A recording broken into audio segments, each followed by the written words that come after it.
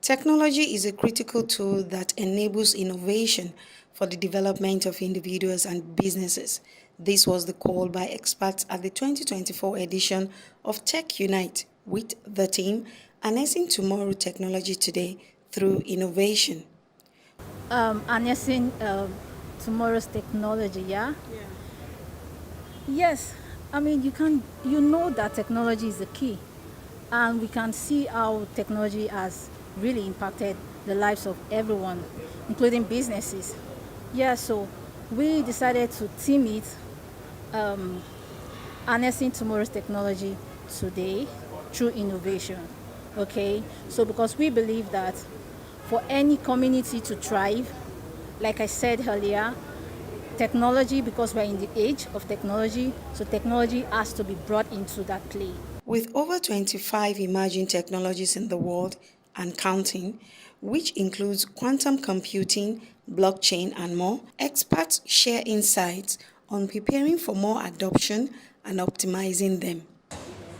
Just like he explained what cloud computing is, you get that on-demand computing resources, your data storage, your networking, everything on demand. Take note of that word.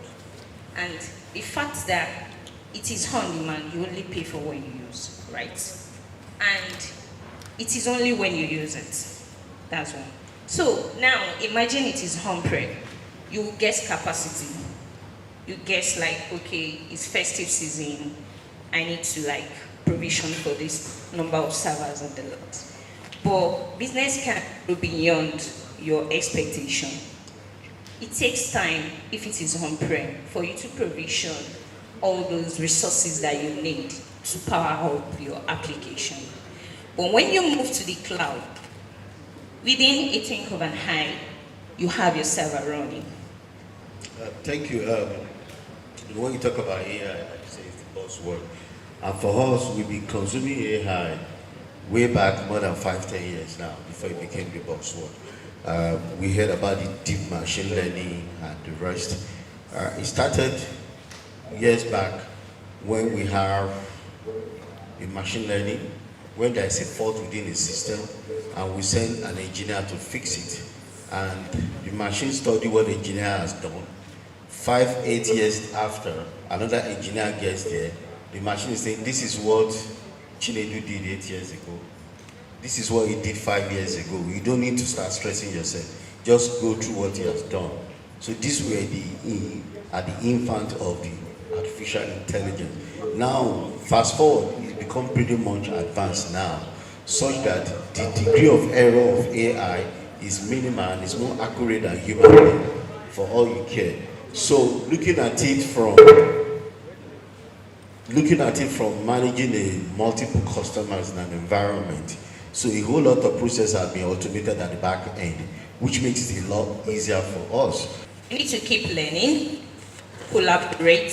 There is what I used to say that you need to spend money to recruit talent and also retain expertise. Apart from cloud, apart from analytics we were talking about, even back in the days of ERP, I've experienced several ERP implementations and technology acquisitions.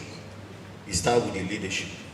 ERP, though, most time when we hear that ERP implementation phase, it fails because the leaders don't adopt it. Even though the leaders of the business, they approve the budget, they acquire it, but at the end of the day, it doesn't work because they don't believe in it. So you are right. However, over a period of time, we have seen dramatic changes. Regulation also plays an important role in influencing innovation and its adoption. The problem in Nigeria is that it's not enforced as it is in the rest of the world.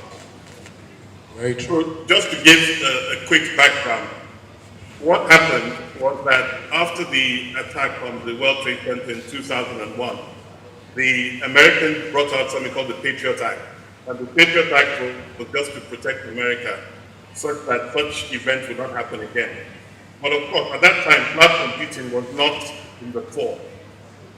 So it wasn't until 2018 that the Americans enacted what they call the Cloud Act. And what the Cloud Act was basically that the American government had the ability to access data on any platform that is American-based, so i.e. Azure, AWS. Now, the combination of those two plus Google accounts for about 70% of the market. Now, on the flip side, if you look at Europe, in the same year, 2018, the Europeans brought out what they call the GDPR, which basically said that the originator of the data owns the data. That's basically what it says. And if you want to touch his data, you need his permission, which goes, head-to-head conflict with the Americans' Cloud Act, which was signed by Trump, which was basically saying the Americans had the right to take data that they felt was impinging on American sort of safety or its threats. Now, if you then look at what you have, you hear words like data sovereignty, data governance, and all that, which basically talks about what is the law that governs the authority of the data. As we know, over 90% in Nigeria today sit on either Azure or AWS, which means that you're sitting on, you're subject to American law. Meanwhile, majority of our businesses in Nigeria are regulated by authorities in Nigeria, which is in conflict with the authority on your data. So that's what you've got to work out for. So the ideal thing is not to be on those platforms, but since everybody wants to be on there, what they have done to mitigate is that Azure and AWS have set up a base in South Africa so that they're saying that your data is still sitting in Africa. But South African law does not have jurisdiction within the Nigerian shores. So you're still, even if you move your data there, your data is still outside of Nigeria. And in the event of a conflict or in the event of a dispute, the American law is going to take precedence and they would govern that. So that's the danger that we have today, which has been lurking but has not been addressed. And I think until we have a test case where there's a dispute between the regulators, when I call the regulators, I'm talking of CBN, who are the largest regulators in Nigeria, and the American government. Because quietly, there's a lot of disputes at the moment between the European powers and America at the moment, and they're quietly trying to resolve this. You cannot give what you don't have, right? So for the guys in government to regulate appropriately, they need to be highly skilled. Government needs to invest in people, in her people, so that they can also understand and better articulate great policies that will be beneficial for both government and the people of Nigeria, and indeed the world. Because, for example, you can imagine the impact of having a deep fake that has some moral challenge on the youth. For example, assuming I know, for example, say a girl has committed an abortion, and I get a deep fake of somebody that knows her and starts saying some funny things, and after that the girl commits suicide. These are things that we need to think about. It looks simple from what we are saying on the stage, but it goes beyond that. Some people have lost money, so you can imagine how we are in this nation, and you finish to maybe save up for a project or something, or for your family, and somebody uses the fake courtesy AI to scam the person of the money. It will not be something that is funny, because we see it comes with some emotional challenges, some psychological challenges, and government need to. And also for the brand of our dear country, Nigeria, that we are building, we need to be seen to be in the forefront of things. Yes, we are playing catch up. However, somebody can, just like in game of football, we have done it before. Nigeria was 4 goals down. We came from behind, got to 4-0 and won the match. So we can actually play catch up and actually be in front of the game, because it's about curiosity, it's about the intentionality of the people and government. We can work together, because really government cannot do it alone. They need experts also in the field to support them so that we can build an ecosystem that is very, very, very great for our people. I think industry and government should work in hand in understanding the regulation and forming a regulation that is more friendly towards faster development of technology and adaptation technology to the masses. Sometimes we tend to fear things that we don't understand, but having a cooperation between government and private entities and creating litigation and laws in terms of facilitating growth will eventually push adaptation of technology and transforming the current market into more market that is sustainable for digital growth. Because right now, I think the market is undersaturated. With a better regulation that is favorable for tech adoption into daily life, will make digital transformation a lot faster and a lot more fruitful for the African community. There are many talented people in the regulatory offices around the continent. There are many people that do understand, but there are also, on the flip side, there are those regulators that don't understand the technologies that they are regulating. So that does cause problems, it does cause challenges, but it's about education. We as vendors and operators and suppliers to the industry need to do our best to educate the regulators as best we can, because technology moves so fast. It's very difficult for the regulators to stay up to date with absolutely everything. I'm focusing just on the satellite industry, just on the products that we work with. The regulators are working across 10, 15 different sectors within that telecoms environment that they are trying to keep up with. So how does AI impact the telco networks? It's going to impact them. We're going to see efficiencies coming through with artificial intelligence changing the way those networks are structured. How do we then expect the regulators, when they're trying to manage all of this, to then focus and know what's happening in the AI space and technology? So it's all about an education process for all of us. We're all learning as these technologies are developing, and I think that goes to the regulators as well. While it's positive and it has disadvantages, more innovations are called for. The world is going digital, so it's always a welcome development for businesses to look, in that direction of seeing how they can link up their production process, digitalize their production process, key into what is happening around the world, so that they don't get left behind. We're hearing so much about the digital world,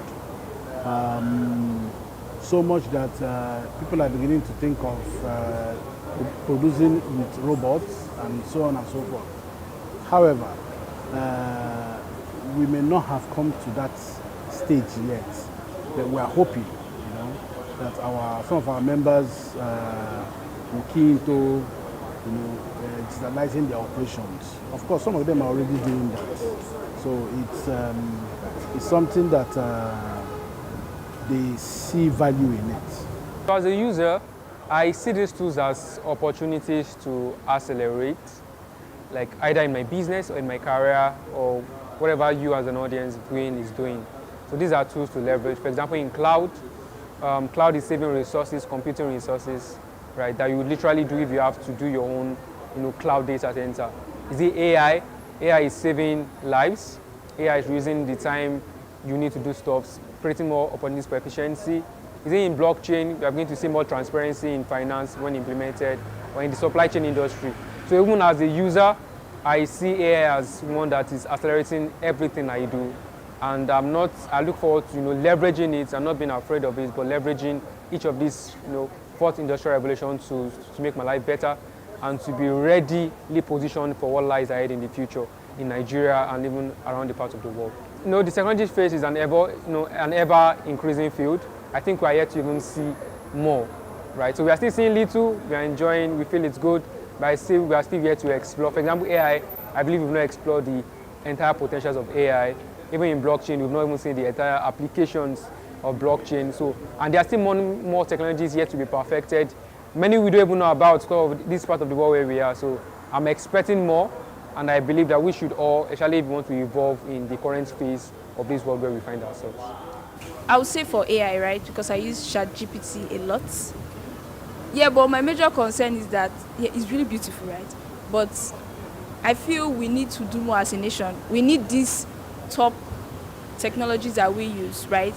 Coming from young talents from Nigeria. Do you get? I really celebrate all of these technologies, but we really need to start doing more as a nation. One sector that I feel is oversaturated, especially here in Nigeria, is fintech. Sorry to say.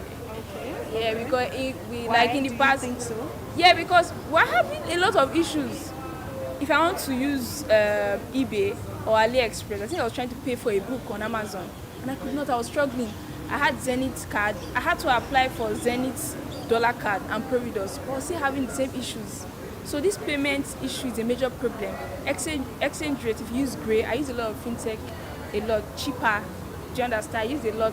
There's this bid bucket. I can't remember the name, Sha. So that is one sector that I feel that we have a lot of fintech springing up every day, especially in Nigeria, but we're having a lot of issues for payments, exchange rates. No, the innovation are not too much, especially we in Nigeria in particular. We really need technology a lot. We really need technology because maybe I think, let's say, between 70 or 80 people are not even really familiar with the technologies like this. So there are some times when there was one day I went to the airport and there was this moving escalator. We all know escalator when we are moving. When I saw some white people moving on the escalator, I look at them, they know how to use it. But when it comes to us, we will believe that some are still falling down, some are still using the manual stairs, even when the escalator is still in operational. So you see that some people don't even know that such things like this exist, except if they are being told. So we really need more, like Nigeria alone, we really need, like, let's say 90% of technology in our country.